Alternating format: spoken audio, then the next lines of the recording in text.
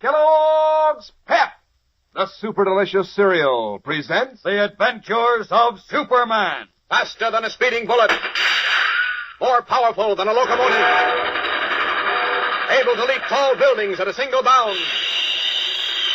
Look, up in the sky. It's a bird. It's a plane. It's Superman. Discovering that Superman was still alive after his terrific battle with Henry Miller, the Nazi Atom Man, Miller and his sinister ally Sidney concocted a diabolical scheme to once and for all eliminate the Man of Steel. Meanwhile, again in possession of his great powers, Superman hurried to the laboratory of Dr. John Millison, a famous scientist, in response to an urgent summons. Millison gave him what appeared to be an ordinary plastic belt, but which was actually an extremely sensitive detector, equipped to warn Superman of the presence of kryptonite, the deadly radioactive element which enables Miller to generate atomic power. Then Superman asked a question, the answer to which may mean the difference of life and death to him. Listen. Tell me, Dr. Millison, will this detector belt warn me of the Atom Man? Well, I think so. You do? Yes, the detector's extremely sensitive. Makes use of a new principle of radar which we perfected just before the war ended. Of course, it won't register at nearly as great a distance as when the element is in its solid form. No, I can understand that. At what distance from the Atom Man will it register, would you say? Well, for a rough guess, I'd say about 10 yards. 10 yards? That's only 30 feet. Yes. It might register at a greater distance, but I wouldn't count on it. 30 feet, that's not much. But it might just give me time enough to take him by surprise and tear that box off his throat. That's my only chance to defeat him. What box? Well, he wears a small square metal box over his jugular vein. It has a tiny electronic tube in it and a switch. That box controls his power. I found out that much. Sounds like an electronic converter, designed to flash an impulse to the kryptonite atoms in his blood, starting on nuclear fission.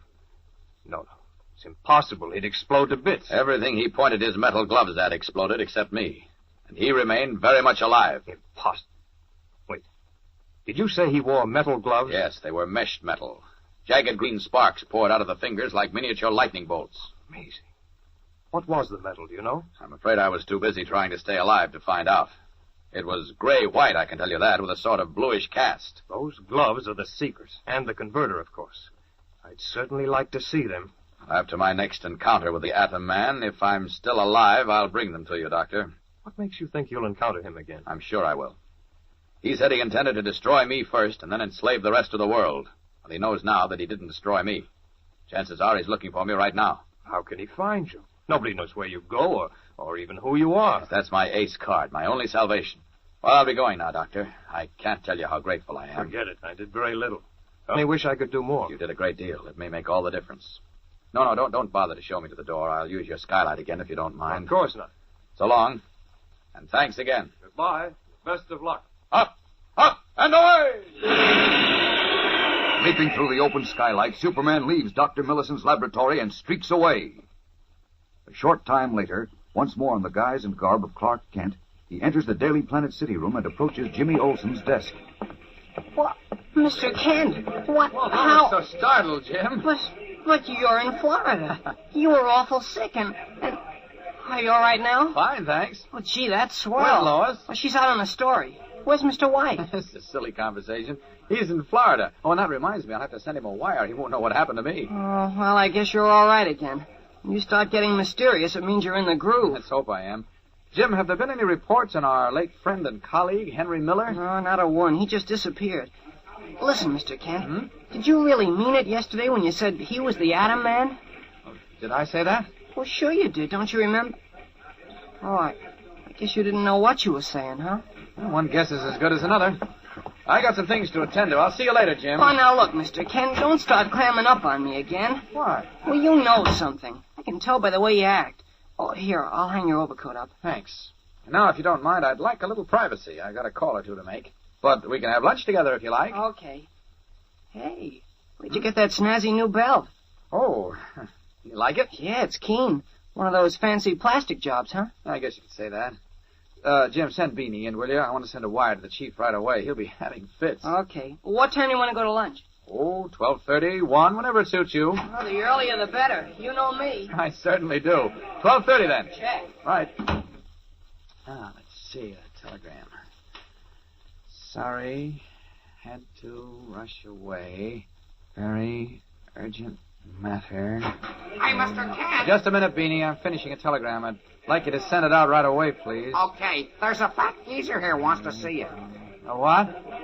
Here you are. A fat geezer. Oh? And very high class. He's wearing yellow gloves and spats and carrying a cane. What's his name? Sydney.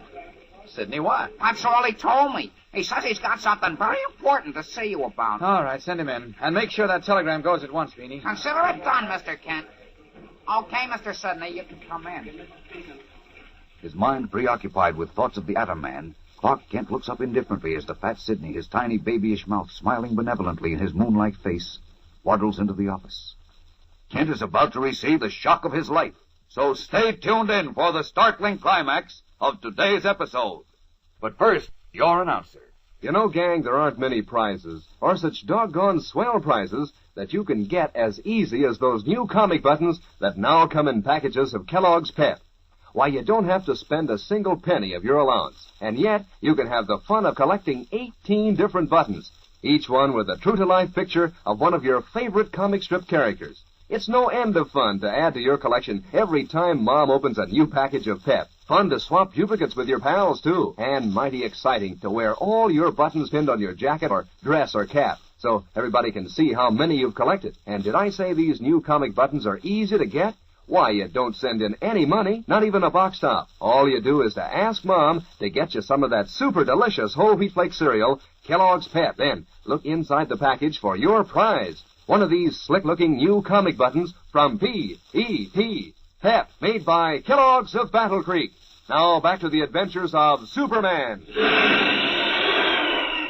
Sidney, the shrewd master spy who now controls the Atom Man, has just entered Clark Kent's office at the Daily Planet. Placing his Homburg hat, yellow gloves, and cane on a corner of the desk, he wedges his fat body into a chair and leans forward confidentially. I'm a retired businessman, Mr. Kent, and for several years I've devoted myself to a hobby. I think you'd be interested in it, and I need your cooperation. On what? Why, my hobby, which I have reason to believe is the same as yours.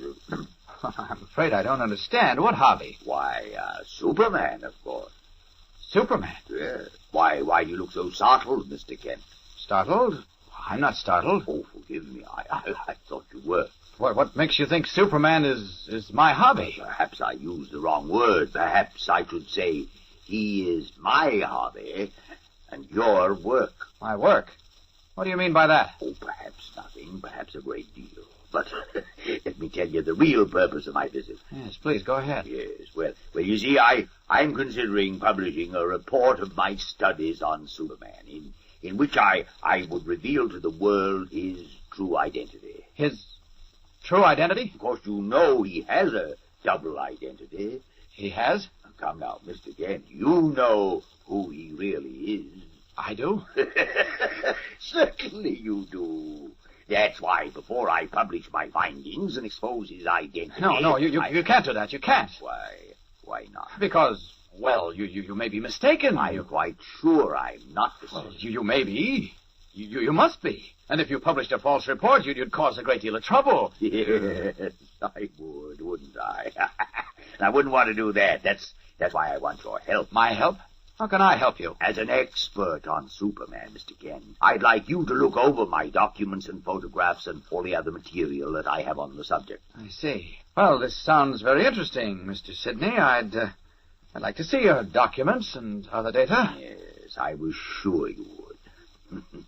Shall we go now? I have a little place in the country. It's only about an hour's drive. Oh, no, I'm afraid I can't leave just yet, but I have a car, and well, perhaps this evening. Oh, whatever you say. My place is called Green Meadows. It's on a side road 3.5 miles west of Glenville on Highway 33. You'll see a rustic sign saying Green Meadows and a dirt road through the trees. I'll find it, all right. Good. I'll be expecting you then. Goodbye, Mr. Kent. Until tonight. Yes, till tonight. Deeply worried, Clark Kent stares at the door through which Sidney waddled from the office and mutters to himself, Does he really know who I am?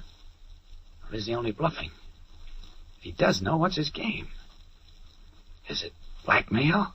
I've got to find out how much he knows and keep him from publishing it. If the Atom Man knew Superman was Clark Kent, well, that'd be the end. For me.